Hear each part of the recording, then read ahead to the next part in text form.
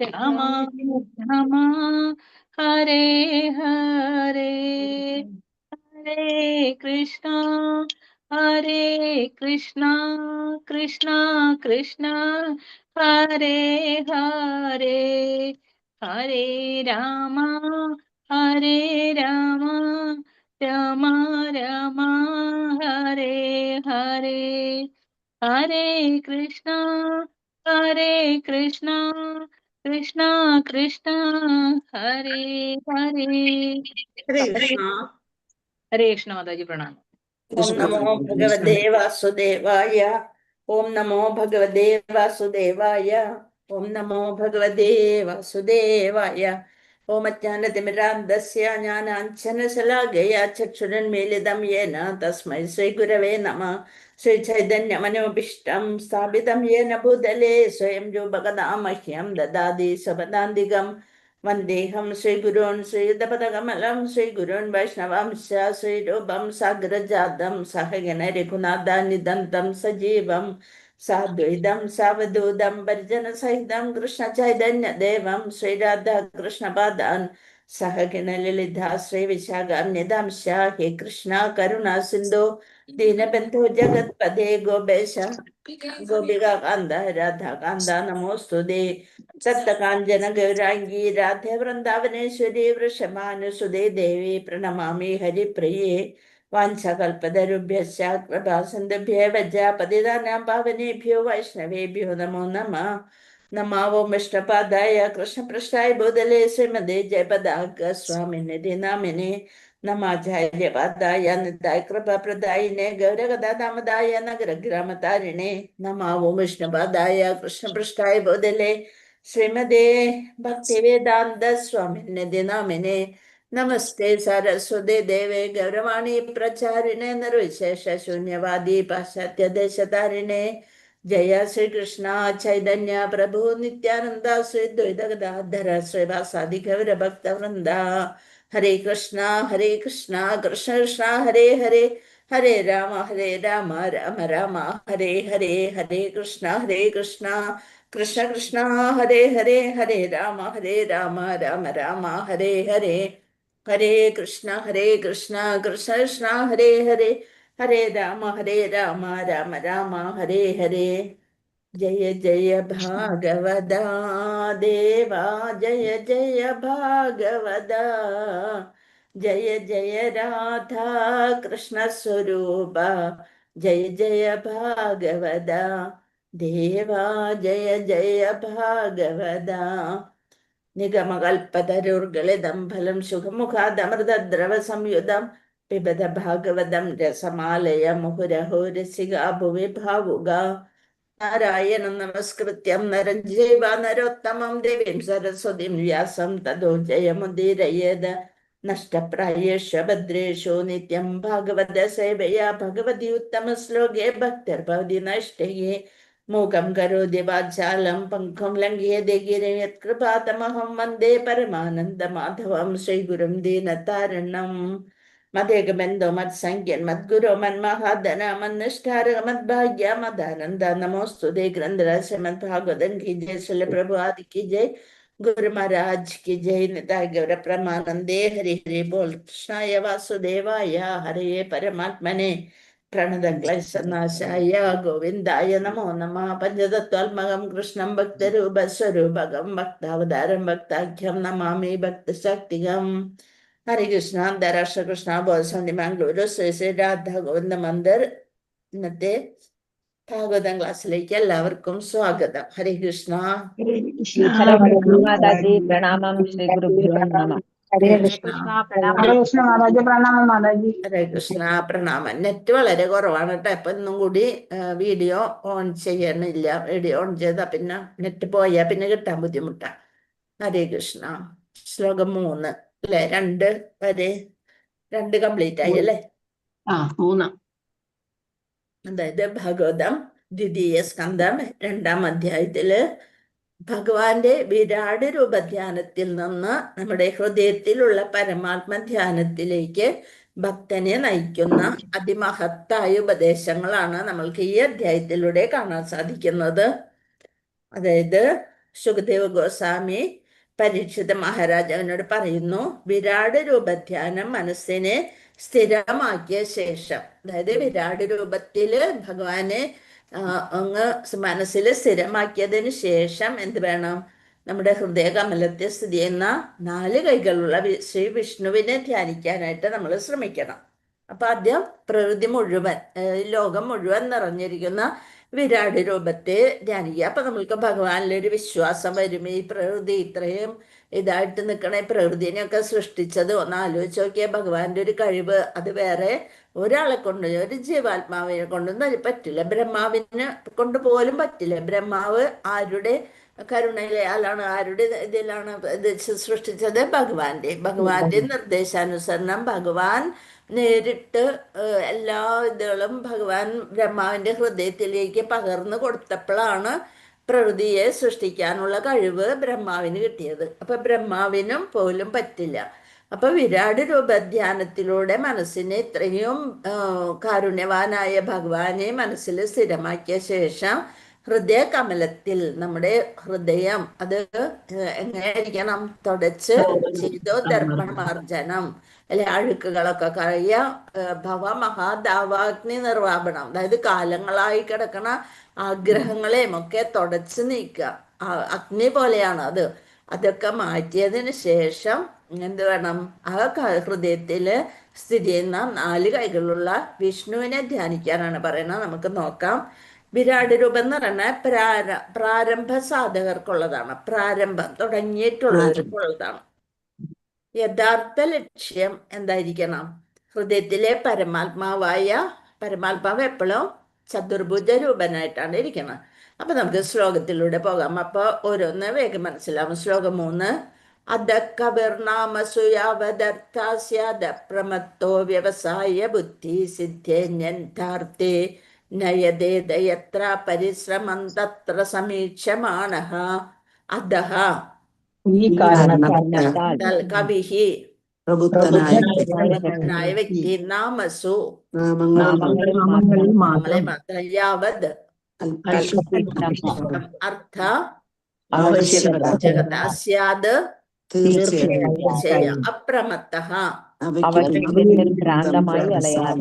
വ്യവസായ ബുദ്ധി സിദ്ധേ അന്യഥ അർത്ഥേ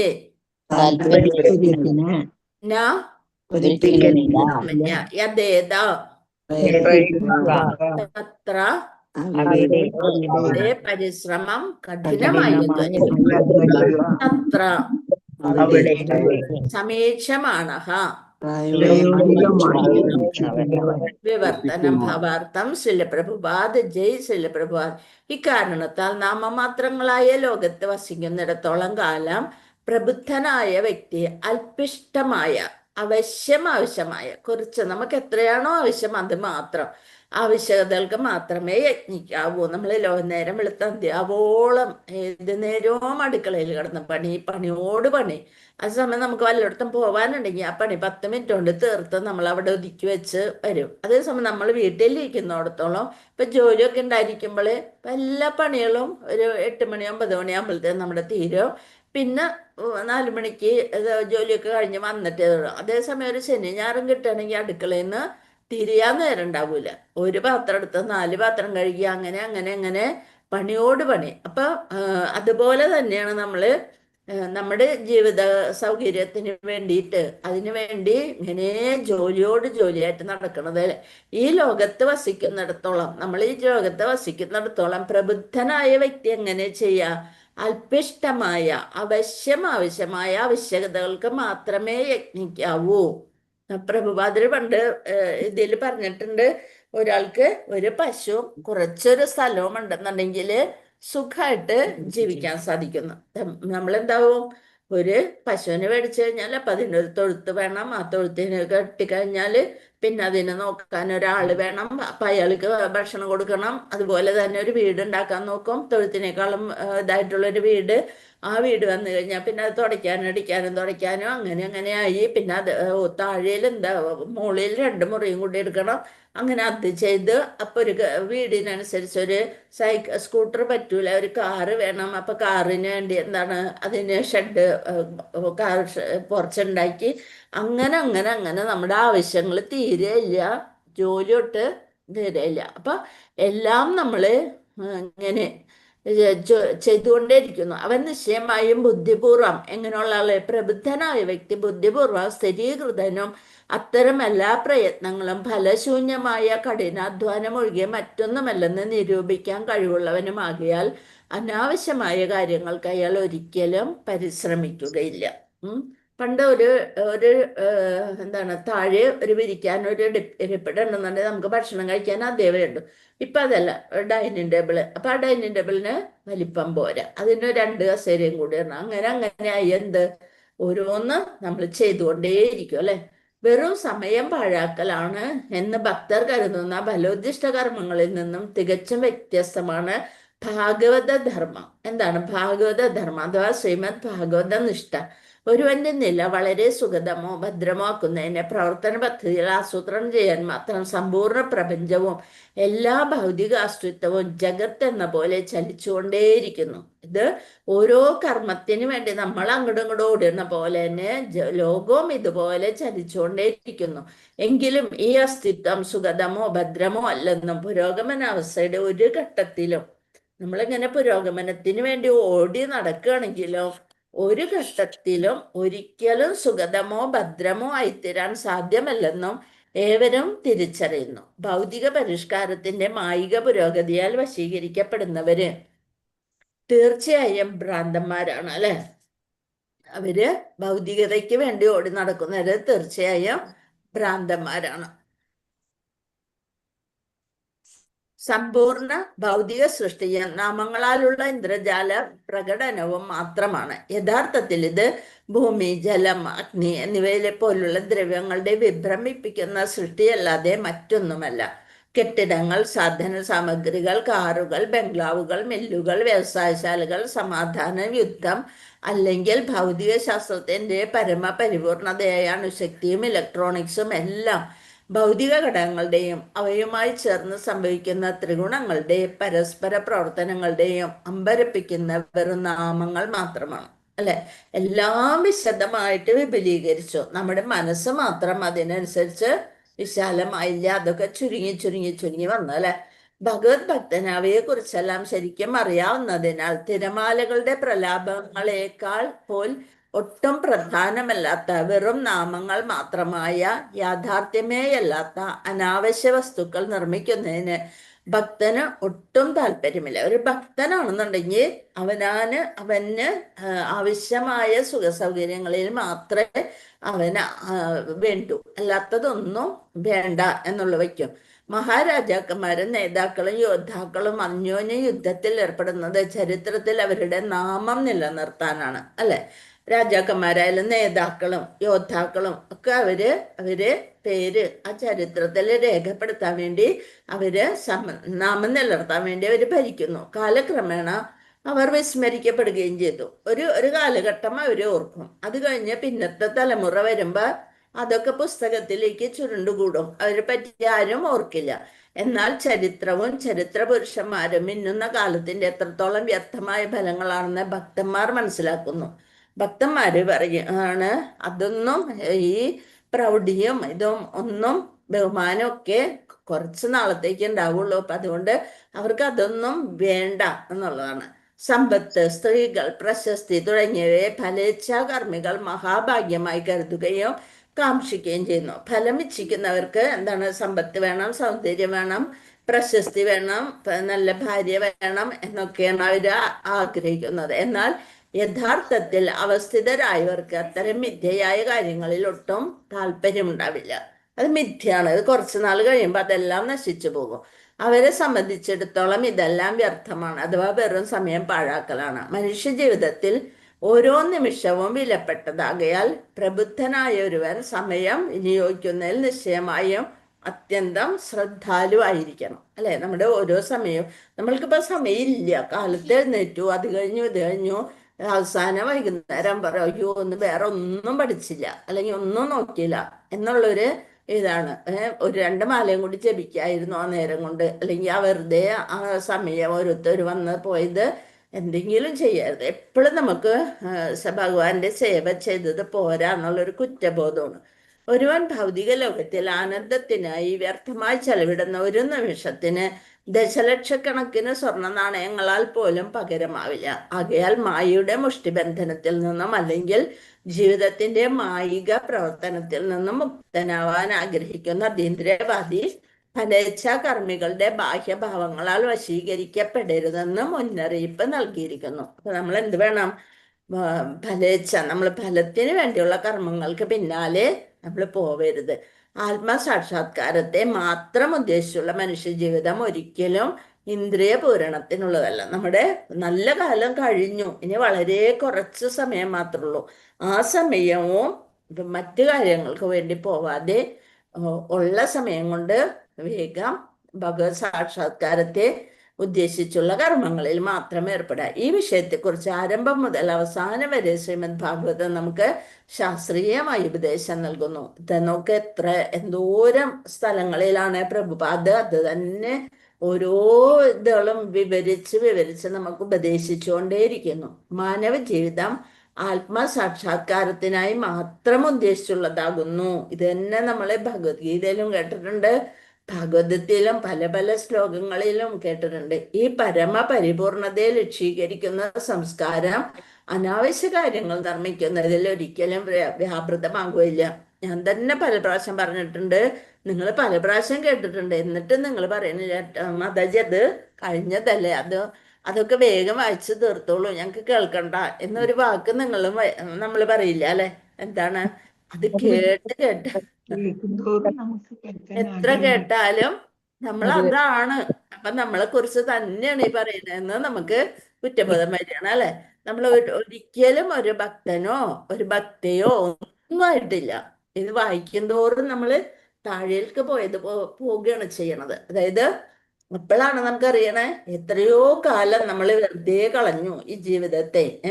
ഈ പരമപരിപൂർണ ലക്ഷീകരിക്കുന്ന സംസ്കാരം അനാവശ്യ കാര്യങ്ങൾ നിർമ്മിക്കുന്നതിൽ ഒരിക്കലും വ്യാപൃതമാകുകയില്ല. അത്തരമൊരു സംസ്കാരം ജീവിതത്തിലെ കേവല ആവശ്യകതകളെ മാത്രം സ്വീകരിക്കുവാൻ അല്ലെങ്കിൽ നഷ്ടക്കച്ചവടത്തെ ഏറ്റവും നല്ല രീതിയിൽ പ്രയോജനപ്പെടുത്തുന്ന സൂത്രത്തെ അനുകരിക്കുവാൻ മനുഷ്യരെ സജ്ജരാക്കുന്നു. നമ്മൾ എന്ത് വേണം? നഷ്ടക്കച്ചവടം ആവരുത്, നല്ല രീതിയിൽ ജീവിത കച്ചവടം ആസൂത്രണം ചെയ്യണം. ജീവസത്ത യഥാർത്ഥത്തിൽ ആത്മാവും ജീവസത്തയുടെ ആത്മീയ വികാസം അനിവാര്യവുമാണ്. നമ്മളെന്ന് പറഞ്ഞാല് ഞാൻ എന്ന് പറയുന്നത് ആരാണ്? ശരീരമല്ല, ആത്മാവാണ്. ആ ആത്മാവിനെയാണ് നമ്മൾ വികസിപ്പിക്കേണ്ടത്. നമ്മള് ശരീരത്തെ സോപ്പിട്ട് തേച്ച് മിനുക്കി ഇത് ചെയ്യണ, പക്ഷെ അകോണെങ്കിലോ അത്രയും ദുഷിച്ചതാണ് നമ്മുടെ അല്ലെ? അതൊന്നും ഇത്രയും നാളെ നമ്മൾ വൃത്തിയാക്കണില്ല.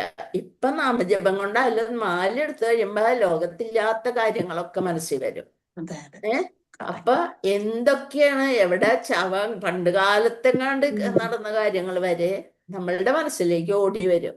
അത് കഴിഞ്ഞിട്ട് അവിടെ നിന്ന് പിടിച്ചു വെച്ച് ഭഗവാനെ നാമം ചൊല്ലല്ലേ എന്ന് വിചാരിച്ചു കഴിഞ്ഞാല് പിന്നെ വേറെ ലോകത്തേക്ക് പോകും.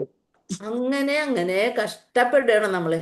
ജീവസത്ത യഥാർത്ഥത്തിൽ ആത്മാവും ജീവസത്തയുടെ ആത്മീയ വികാസം അനിവാര്യവുമാണ്. അത് വികസിച്ച് നമ്മൾ പറഞ്ഞില്ലേ, നമ്മുടെ വീട്ടില് മുറികളുടെ എണ്ണം കൂടുന്തോറും നമ്മളുടെ മനസ്സെന്തായി വരികയാണ്? ചുരുങ്ങി വരികയാണ്. അപ്പുറത്ത് ഉള്ള ഒരാളായിട്ട് സംസാരിക്കാൻ പോലും നമ്മൾക്ക് മടിയാണ് അല്ലെ? അനിവാര്യവുമാകിയാൽ നമ്മുടെ ഭൗതിക ശരീരങ്ങളും അവയുമായി ബന്ധപ്പെട്ട ജീവിതവും നഷ്ടക്കച്ചവടങ്ങളാണ്.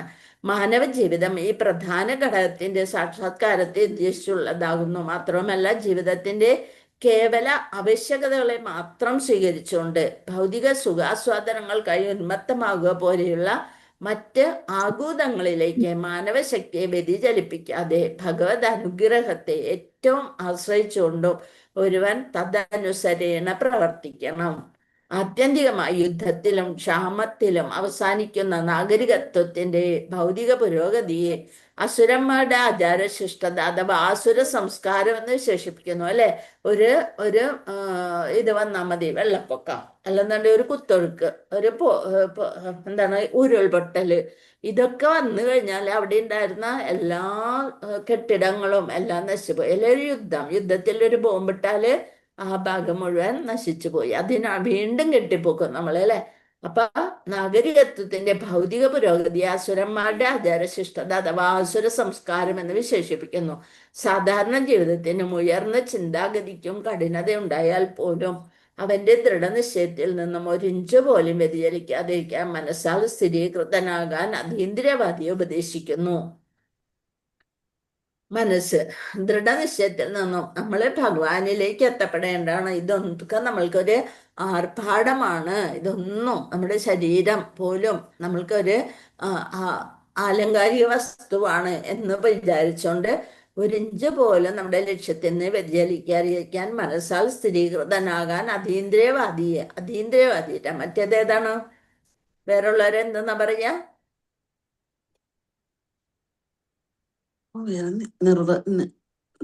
നിരീശ്വരവാദി, കൂടാതെ ഭൗതികതയില് മുങ്ങിക്കളിക്കണവരെ ഭൗതികവാദി, അല്ലാത്തവരെ അതീന്ദ്രിയവാദി എന്ന് വിശേഷിക്കുന്നു. അതീന്ദ്രിയവാദിയെ സംബന്ധിച്ചിടത്തോളം അതാണ്, ഇന്ദ്രിയങ്ങൾക്ക് അപ്പുറത്തുള്ളതാണ് അതീന്ദ്രിയവാദി. ഭൗതികതയിൽ കിടക്കുന്നവര് ഭൗതികവാദി. ഇന്ദ്രിയാസ്വാദകരുമായി ഉറ്റബന്ധം സ്ഥാപിക്കുന്നതും അവരുമായി സമ്പർക്കത്തിൽ ഏർപ്പെടുന്നതും ആത്മഹത്യാപരമാണ്, അല്ലെ. ഇപ്പൊ നമ്മള് അങ്ങനെയുള്ളവരുമായിട്ട് സംസാരിക്കുമ്പോൾ തന്നെ നമ്മൾക്ക് തോന്നും, അയ്യോ വെറുതെ സമയത്തിന് കൊല്ലണവര്, ഫോണൊന്ന് വെച്ച് പോവണമെങ്കിൽ എത്ര സമാധാനം ഉണ്ടെന്ന് വിചാരിക്കാം. അങ്ങനെ തോന്നാറില്ലേ? പലരും നമ്മൾക്ക് അങ്ങനത്തെ സമയം അതിന് കളയാനായിട്ട് നമുക്കിപ്പൊ തോന്നണില്ല. മറ്റേത് വിളിച്ചിട്ട് എന്തൊക്കെയാണെന്നും പറഞ്ഞ് നമ്മൾ തന്നെ ഇരിക്കും അങ്ങനെ. എന്തെന്നാൽ അത്തരം നയങ്ങൾ ജീവിതത്തിന്റെ ആത്യന്തികമായ ലക്ഷ്യപ്രാപ്തിക്ക് ഭംഗം വരുത്തും.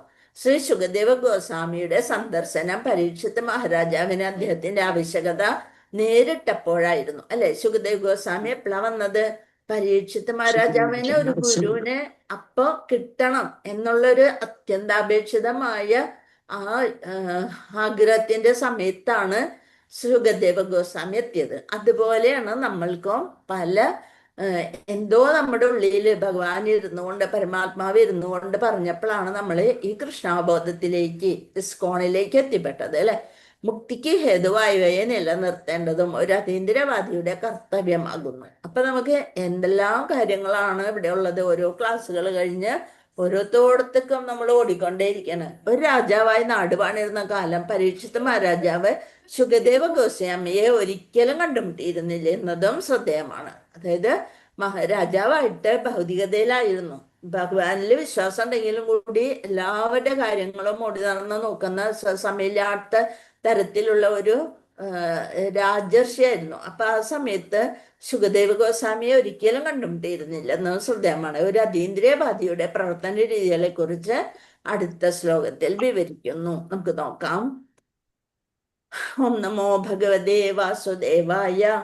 സത്യാം ശിദൗ കശിപൗ പ്രയാസൈർബാഹൗ സസിദ്ധേഷു ബബർഹർണേ കിം സത്യഞ്ചലൗ കിം പുരുധാന്യ പാത്ര്യ ദിഗ്വൽകലാദൗ സദികിം ദുഗൂലൈഹി. സത്യം ഉണ്ടായിരിക്കുമ്പോൾ ഷിദൗ സമതലങ്ങൾ പാർത്ഥിവമായ സമതലങ്ങൾ കിം വിശകതകൾ എവിടെയാണ്? കശിപോ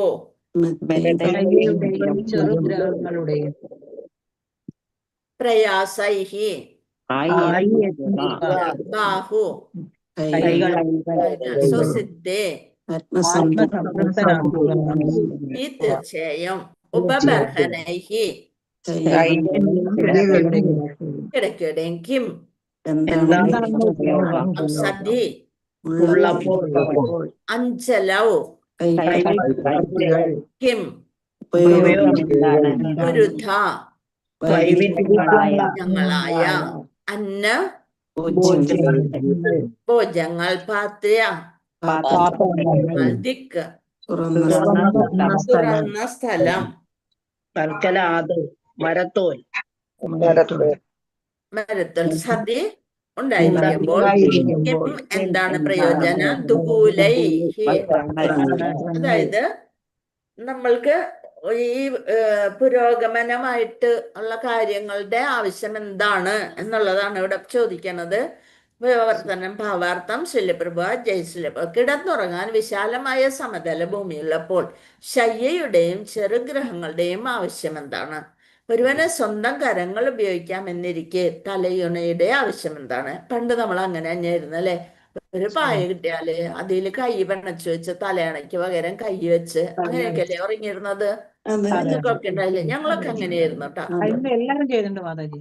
അതെ, തലയണ വേണമെന്നോ കിടക്ക വേണമെന്നോ അങ്ങനെ ഒന്നും ഉണ്ടായില്ല. ഇപ്പൊ നമ്മളുടെ മുറിയും നമ്മുടെ കട്ടിലും നമ്മുടെ കിടക്കയിലേ നമുക്ക് ഉറക്കം വരില്ല അല്ലെ? എല്ലാം നമ്മുടെ, അയ്യോ എവിടെ പോയി വന്നാലും നമ്മുടെ മുറിയിൽ വന്ന് നമ്മുടെ കിടക്കയിൽ കിടന്ന് നമ്മുടെ ആ സുഖ സൗകര്യങ്ങൾ കൂടിയപ്പോ എങ്ങനെയാണ് നമ്മൾ ചെറുപ്പത്തിൽ ചെയ്തിരുന്നത് അതൊക്കെ നമ്മൾ വിട്ടു. ഒരു പായില്ലെങ്കിലും വേണ്ടില്ല, നല്ല സുഖമായിട്ട് ഉറങ്ങിയിരുന്നു. എന്തായാലും മതി. കൈ തലാണെന്ന് പറയുന്ന ഒരു സംഭവം വേണ്ട. കൈ കൊണ്ട് കൈ തന്നെയാണ് തലവണയായിട്ട് വെച്ചിരുന്നത്. തലയുണയുടെ ആവശ്യം എന്താ? അപ്പൊ ഇതൊക്കെ നോക്കുമ്പോള്, പക്ഷെ ഇപ്പോഴത്തെ കുട്ടികൾക്ക് ഇപ്പോഴത്തെ ഇന്നത്തെ ഒരു ഇത് വരുമ്പോ അവർക്ക് ഇതൊന്നും ഓർമ്മയുണ്ടാവില്ല. നമ്മളുടെ കാലത്തൊക്കെ ഇത് നമ്മൾ അങ്ങനെ തന്നെയായിരുന്നു. ഒരുവന് അവന്റെ കൈപ്പത്തികൾ ഉപയോഗിക്കാമെന്നിരിക്കെ വിവിധ തരത്തിലുള്ള പാത്രങ്ങളുടെ ആവശ്യമുണ്ട്. യഥേഷ്ടം ആവരണങ്ങൾ അല്ലെങ്കിൽ മരവരികൾ ഉള്ളപ്പോൾ വസ്ത്രങ്ങളുടെ ആവശ്യമുണ്ടോ? അല്ലെ? വസ്ത്രങ്ങൾ അന്ന് മൂത്തവർക്ക് വല്ലവർക്കും മേടിച്ചെങ്കിലായി, ബാക്കിയുള്ളതൊക്കെ ചെറുതാവുമ്പോ താഴെയുള്ളവര് അങ്ങനെയൊക്കെ ആയിരുന്നു. കൃഷ്ണ ഭാവാർത്ഥം, സംരക്ഷണത്തിനും ശാരീരിക സുഖത്തിനുമായി ജീവിതാവശ്യങ്ങൾ അനാവശ്യമായി വർദ്ധിപ്പിക്കരുത്. ഇപ്പൊ പഴയത് വെച്ചിട്ട് അതെവിടെ കളയാനും വയ്യ, ഉടുക്കാനും വയ്യ എന്നുള്ള മട്ടിയില് അങ്ങനെ ഇരിക്കുകയാണ് അല്ലെ? അൾമാരികളും അതും ഇതും ഒക്കെ ആയിട്ട് തുറക്കുമ്പോഴത്തേന് അതിൽ നിന്ന് മുകളില് നമ്മള് നോക്കി ഇങ്ങനെ ഇത് വല്ലവർക്കും കൊടുക്കോ? അതും ഇല്ല. എന്ന് വെച്ചാല് അങ്ങനെ ഇല്ല, ആർക്കും വേണ്ട, ഒന്നും വേണ്ട. അങ്ങനെ പണ്ടൊക്കെ ആരെങ്കിലും ഒക്കെ ഡ്രസ്സൊക്കെ അന്വേഷിച്ച് വരുമായിരുന്നു. ഇപ്പൊ അതുമില്ല. അത്തരം മായിക സന്തോഷങ്ങളുടെ വ്യർത്ഥമായ അന്വേഷണങ്ങളെ മാനവശക്തി പാഴായി പോകുന്നു. ഒരുവൻ തറയിൽ സുഖമായി കിടന്നുറങ്ങാമെന്നിരിക്കെ എന്തിനാണ് മൃദുവായ കിടക്കയ്ക്കും സുഖസ്പർശമായ മെത്തയ്ക്കും വേണ്ടി യത്നിക്കുന്നത്? തലയണ കൂടാതെ പ്രകൃതിയാൽ കനിഞ്ഞു നൽകപ്പെട്ട മൃദുവായ കൈപ്പത്തികളുടെ സഹായത്താൽ ഒരുവന് സുഖമായി വിശ്രമിക്കാമെന്നുള്ളപ്പോൾ തലയണ അന്വേഷിച്ച് പോകേണ്ട ആവശ്യമുണ്ടോ? തലയണ തലയണ വന്നേ പിന്നെയാണ് കഴുത്തില് ബെൽറ്റ് ഇടണ്ടാവുന്നത്. കഴുത്ത് തലയണ കയറ്റി തല വെച്ച് അവിടെ കഴുത്തില് പട്ടികളുടെ പോലെ ബെൽറ്റ് ഉണ്ടാവുന്നു അല്ലെ? അവയ്ക്ക് വലിയ കെട്ടിടങ്ങളോ സാധന സാമഗ്രികളോ മറ്റ് ഗൃഹോപകരണങ്ങളോ നിർമ്മിക്കുന്നതിന് ആവശ്യമായ ബുദ്ധിയില്ലാതിരുന്നിട്ട് കൂടി അവ തുറന്ന പ്രദേശങ്ങളിൽ വസിച്ചുകൊണ്ട് ആരോഗ്യപൂർണമായ ജീവിതം നയിക്കുന്നു എന്ന് നമുക്ക് മനസ്സിലാക്കാൻ കഴിയുന്നു. ഭക്ഷണ പദാർത്ഥങ്ങൾ പാകം ചെയ്യേണ്ടത് എങ്ങനെയെന്ന് അവയ്ക്കറിയില്ല. എന്നിട്ടും മനുഷ്യരെക്കാൾ ആയാസരഹിതമായി ആരോഗ്യപൂർണമായ ജീവിതം അവ നയിക്കുന്നു. മാനവ സംസ്കാരം മൃഗജീവിതത്തിലേക്ക് തിരിയണമെന്നോ നാഗരികത, വിദ്യാഭ്യാസം, സഭ്യത എന്നിവ കൂടാതെ മനുഷ്യർ വനത്തിൽ നഗ്നരായി ജീവിക്കണമെന്നോ ഇത് അർത്ഥമാക്കുന്നില്ല. അപ്പൊ ഈ പുരോഗമനമൊക്കെ ഒന്നും വേണ്ട, വീണ്ടും ശിലായുഗത്തിലേക്ക് പോണമെന്നൊന്നും പറയണില്ല. പക്ഷേ കല, ശാസ്ത്രം, സാഹിത്യ, കവിത, തത്വശാസ്ത്രം എന്നിവയിൽ അർത്ഥവത്തായി ബുദ്ധി ഉപയോഗിക്കാൻ അവൻ ശ്രമിക്കണം. അഭിധം മാനവ സംസ്കാരം മുന്നേറ്റത്തെ സഹായിക്കുവാൻ അവന് കഴിയുന്നു. എന്നാൽ മൃഗങ്ങളെക്കാൾ അത്യന്തം ശ്രേഷ്ഠമായ മാനവ ജീവിതത്തിന്റെ കരുതൽ ശക്തിയെ ആത്മസാക്ഷാത്കാരത്തിനായി മാത്രം വിനിയോഗിക്കണമെന്ന ആശയം ശ്രീ ശുകദേവ ഗോസ്വാമിയുടെ നൽകിയിരിക്കുന്നു. ശുകദേവ ഗോസ്വാമി സ്വന്തം ജീവിതം, ശരീരബോധം ഉണ്ടായിരുന്നില്ല. അദ്ദേഹം ദിഗംബരനായിരുന്നു അല്ലെ? മനുഷ്യ ജന്മത്തിലല്ലാതെ മറ്റൊരു ജന്മത്തിലും സാധ്യമാകാത്ത ഭഗവാനുമായി നമുക്ക് കുറെ ഉണ്ട് അല്ലേ? സമയമായി തോന്നുന്നു. ക്ലാസ് ഉണ്ടോ വല്ലവർക്കും? ഇല്ല ഇല്ല, ഞങ്ങൾക്കൊന്നും ഇല്ല. ഇല്ല മാതാജി, ഇല്ല. ഇല്ല കംപ്ലീറ്റ് അല്ലെ? ആണ്. അപ്പൊ ഇത് വായിച്ചു തീർത്താലോ? തീർക്കാം മാതാജി. ക്ലാസ് ഇല്ല. ലക്ഷ്യത്തിലേക്കായിരിക്കണം മാനവ സംസ്കാരത്തിന്റെ വികാസം. മാഞ്ഞു പോകുന്ന മായാരൂപങ്ങളെ പോലെ കരുതി ഭൗതിക ദർശനത്തിന്റെ നിരർത്ഥകതയെ ഒരുവൻ തീർച്ചയായും തിരിച്ചറിയണം. നമ്മ എന്തൊക്കെ വാങ്ങി വെച്ചാലും നമ്മൾ പോകുമ്പോള് ഒന്നും നമ്മൾ കൂടെ കൊണ്ടുപോകണില്ല എന്നുള്ളതൊന്ന് ആലോചിക്കണം.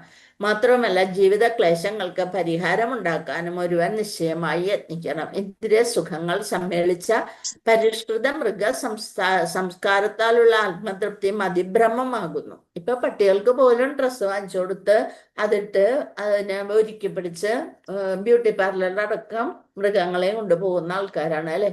അത്തരം സംസ്കാരത്തിന് നാമമാത്രമായ വില പോലുമില്ല. അത്തരം മിഥ്യാപ്രവർത്തനങ്ങളുടെ അനുശീലനത്താൽ മനുഷ്യൻ മായയുടെ മുഷ്ടിബന്ധത്തിൽ അകപ്പെട്ടിരിക്കുന്നു. നല്ല സാധന സാമഗ്രികൾ പൂർണ്ണ സജ്ജമായ ഹർമ്മ്യങ്ങളിലോ നല്ല നല്ല കൊട്ടാര സദൃശമായ വീടുകളിലോ ജീവിത സൗകര്യങ്ങളെന്ന് വിശേഷിപ്പിക്കുന്നവയോടുകൂടിയോ അല്ല പൂർവ്വകാലത്തെ സന്യാസി വൈദ്യന്മാരോ ഋഷികളും ജീവിച്ചിരുന്നത്. അവരെവിടെയാണ് ചെറുകുടിലുകളും വൃക്ഷവാടികളും വസിക്കുന്നതും നിലത്തിരിക്കുന്നതും പതിവാക്കിയിരുന്നു. എന്നിട്ടും അവർ അക്ഷയനിധികളാകുന്ന ഉത്കൃഷ്ടമായ ജ്ഞാനം പരിപൂർണതയോടെ നൽകി അനുഗ്രഹിച്ചിരിക്കുന്നു. ശ്രീലരൂപ ഗോസ്വാമിയും ശ്രീ സനാതന ഗോസ്വാമിയും രാജ്യത്തെ ഉന്നത പദവിയിലുള്ള മന്ത്രിമാരായിരുന്നു. രൂപ ഗോസ്വാമിയും സനാതന ഗോസ്വാമിയും ചേട്ടനും അനിയനുമായിരുന്നു. അവര് പ്രധാനമന്ത്രി പദവിയായിരുന്നവർക്ക് നവാബിന്റെ കീഴില്. എന്നാൽ ഒരു വൃക്ഷച്ചുവട്ടിൽ ഒരു രാത്രി മാത്രം ചെലവിട്ട് അതീന്ദ്രിയ ജ്ഞാനത്തെ സംബന്ധിക്കുന്ന മഹത് ലേഖനങ്ങൾ രചിക്കാൻ അവർക്ക് കഴിഞ്ഞിരുന്നു. അവര് രാത്രി സമയത്ത് പകലൊക്കെ ജോലി ചെയ്ത് രാത്രി ഒരു വൃക്ഷത്തിന്റെ താഴെ പോയിരുന്നിട്ടാണ് അതീന്ദ്രിയ ജ്ഞാനത്തെ മഹത് ലേഖനങ്ങൾ അതൊക്കെയാണ് നമ്മൾ പഠിക്കണത് രചിക്കുവാൻ അവർക്ക് കഴിഞ്ഞിരുന്നു. ഒരേ വൃക്ഷച്ചുവട്ടെ 2 രാത്രികൾ പോലും കഴിയാൻ അവർക്കായില്ല. അങ്ങനെയാണെന്നിരിക്കെ അവർക്ക് ആധുനിക സുഖ സൗകര്യങ്ങളോടുകൂടിയ മുറികളിൽ വസിക്കാൻ കഴിയുന്ന കാര്യം പറയാനുണ്ടോ? അപ്പൊ അത് ഭയങ്കര അസഹിഷ്ണുതയായിരുന്നു. എന്നിട്ടും ആത്മസാക്ഷാത്കാരത്തെ കുറിക്കുന്ന അതിമഹത്തായ ഗ്രന്ഥങ്ങൾ നമുക്ക് നൽകുവാൻ അവർക്ക് കഴിഞ്ഞിരുന്നു. പുരോഗമനോന്മുഖമായ സംസ്കാരത്തിന് ജീവിത സൗകര്യങ്ങൾ യഥാർത്ഥത്തിൽ സഹായകമല്ല. മാത്രവുമല്ല അത്തരം പുരോഗമനപരമായ ജീവിതത്തിന് അവ കൂടുതൽ ഹാനികരവുമാണ്. സാമൂഹ്യ ജീവിത വ്യവസ്ഥിതിയെ സംബന്ധിക്കുന്ന 4 വിഭാഗങ്ങളും 4 വർണ്ണങ്ങളും നമ്മൾ പഠിച്ചതാണ്. ആനുക്രമികമായ സാക്ഷാത്കാരത്തെ സംബന്ധിക്കുന്ന 4 വിഭാഗങ്ങളും 4 ആശ്രമങ്ങളുമുള്ള സനാതന ധർമ്മ സമ്പ്രദായത്തിൽ അഭിവൃദ്ധമാകുന്ന ജീവിതത്തിന്റെ സൗഭാഗ്യപ്രദമായ പരിസമാപ്തിക്ക് യഥേഷ്ടം അവസരങ്ങളും പ്രചുരമായ നിർദ്ദേശങ്ങളുമുണ്ട്. നമ്മൾ എങ്ങനെയൊക്കെയാണ് ഈ 4 ആശ്രമങ്ങളും 4 വിഭാഗങ്ങളും ഒക്കെ ജീവിക്കേണ്ടതെന്ന് ശരിയായി എല്ലാം സനാതന ധർമ്മത്തില് എഴുതി വെച്ചിട്ടുണ്ട്. മാത്രവുമല്ല ജീവിതത്തിന്റെ അഭികാമ്യമായ ലക്ഷ്യം പ്രാപ്തമാക്കുന്നതിന് സന്യാസി ജീവിതം സ്വേച്ഛയാൽ സ്വീകരിക്കണമെന്നും ആത്മാർത്ഥതയുള്ള അനുവർത്തികളോട് അതിലുപദേശിച്ചിരിക്കുന്നു. 50 വയസ്സ് കഴിഞ്ഞാൽ നമ്മള് ഗൃഹസ്ഥാശ്രമം വിട്ടിട്ട് വാനപ്രസ്ഥത്തിലേക്ക് തിരിക്കണം എന്നാണ് അതിൽ എഴുതി വെച്ചിരിക്കണേ. ആരംഭത്തിൽ തന്നെ ഇപ്പൊന്ന് വെച്ചാല് അങ്ങനെ പോകേണ്ട കാര്യമില്ല. എന്ന് വെച്ചാൽ ഒരു വീട് അത് വാനപ്രസ്ഥം തന്നെയാണ്. ആ വീട്ടിൽ വേറെ ആരുമില്ല ശല്യപ്പെടുത്താൻ. അവർക്ക് അവരുടേതായ ജീവിത തരത്തിൽ ജീവിക്കാൻ സാധിക്കും. ആരംഭത്തിൽ തന്നെ ആത്മസംയമവും ഇന്ദ്രിയ നിഗ്രഹം. ആത്മസംയമം എന്ന് വെച്ചാൽ ഇന്ദ്രിയങ്ങളെ നിഗ്രഹിക്കല്. സന്യാസ ജീവിതം ശീലിക്കാത്ത ഒരുവൻ ശ്രീ ശുകദേവ ഗോസ്വാമി നിർദ്ദേശിച്ചതുപോലെ ജീവിതത്തിന്റെ അനന്തരഘട്ടത്തിൽ എങ്കിലും ഇപ്പൊ നമുക്ക് ആദ്യമേ ഇതൊന്നും സാധിച്ചില്ലെങ്കിലും ഇപ്പോഴും വൈകിട്ടില്ല. ആ അനുശീലനത്തിലേക്ക് അടക്കാൻ തീർച്ചയായും യത്നിക്കണം. അത് അഭികാമ്യമായ വിജയം പ്രാപ്തമാക്കാൻ ഒരുവനെ നിശ്ചയമായും സഹായിക്കും. അപ്പൊ ഇത് നമ്മള് ഒട്ടും തെറ്റായ രീതിയിലൂടെ അല്ല പോകുന്നത്. നമ്മൾ ശരിയായ റൂട്ടിലൂടെയാണ്. നമ്മൾ ശരിക്കുള്ള ടിക്കറ്റ് തന്നെ എടുത്ത് ശരിയായ ട്രെയിനിലാണ് കയറിയിരിക്കണത്. ഇസ്കോൺ എന്ന് പറഞ്ഞ ഇന്റർനാഷണൽ കൃഷ്ണ കോൺഷ്യസ്നസ് എന്ന ഈ ഒരു ട്രെയിനിൽ കയറി ഇരുന്നിട്ടുണ്ട്. ഇനി എന്ത് വേണം? ലക്ഷ്യത്തിലേക്ക് നമ്മള് പോയിക്കൊണ്ടേയിരിക്കണം അല്ലെ. ഹരേ കൃഷ്ണ. വാഞ്ചകൽപതരുഭ്യശ്ച പതിദാന പവനേഭ്യോ വൈഷ്ണവേഭ്യോ നമോ നമഃ. ഇവിടെ കുറെ ചെക്കന്മാരൊക്കെ കിടന്ന് ബഹളം വയ്ക്കാണ്. എല്ലാരും വന്നിട്ടുണ്ട് വെക്കേഷൻ ഒക്കെ ആയതുകൊണ്ട്. ഹരേ കൃഷ്ണ. ഹരേ കൃഷ്ണ ഹരേ കൃഷ്ണ മാതാജി മാതാജി പ്രണാമം. നമ്മുടെ മുരളീധരൻ പ്രഭു കയറാറില്ല. അജയ് ഘോഷ് പ്രഭു കയറിയിട്ടുണ്ട്, കണ്ടു. മുരളീധരൻ പ്രഭു 2 ദിവസം കൊണ്ട് ഇല്ല, എന്താന്നറിയില്ല. ആണല്ലേ? ഇന്ന് എനിക്ക് തോന്നി ഇന്ന് കേറിയായിരുന്നു. ഇന്ന് കേറിയ കണ്ടായിരുന്നു പേര്. ആദ്യം കയറി പിന്നെ കണ്ടില്ല. ആദ്യം കേറിയാണ് ഇപ്പൊ ഇല്ല. കുറവാണ് ഇന്ന്, ആള് കുറവാണ് അല്ലെ? ഹരേ കൃഷ്ണ. അപ്പൊ നമുക്ക് നാളെ കാണാം കേട്ടോ. ഹരേ കൃഷ്ണ മാതാജി. ഹരേ കൃഷ്ണ ഇവിടെ മോന്റെ മക്കളും അവരൊക്കെ ഗൾഫിൽ നിന്ന് വന്നിട്ടുണ്ട്. അവര് വെക്കേഷൻ അല്ലേ, അപ്പൊ ഇവിടെ കിടന്ന് ബഹളമാണ്. ഓക്കെ. ഹരേ കൃഷ്ണ. ഹരേ കൃഷ്ണ. ഹരേ കൃഷ്ണ.